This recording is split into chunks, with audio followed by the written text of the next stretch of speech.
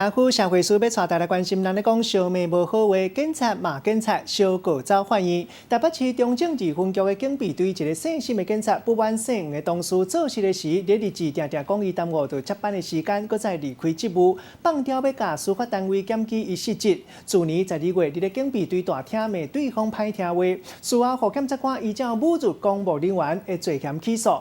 也毋过高等法院认为讲这是个人的私人恩怨，和公务无关系，依照公然侮辱罪判骂人的警察，都要关10天，会当罚1万块，唔免关。这件案件已经确定。我是安怎？两个警察伫警备队内底冤甲大细声，其中一个人火气足大，一定会粗嘴话。是安怎啦？安怎？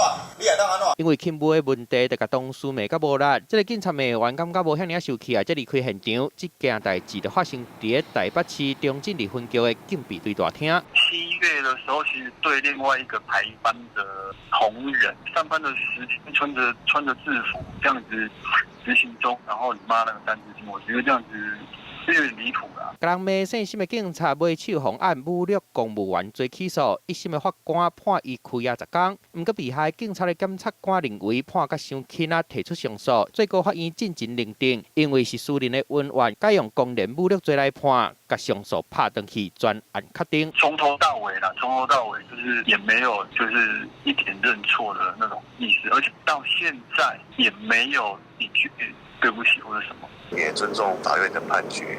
那我们会请单位主管，就是加强同仁之间的和谐。红骂姓黄的警察虽然认为法官判甲伤轻啊，毋过也是尊重警察，因为情绪失去控制，甲同事宣嘛做一届无好的示范。记者综合报道。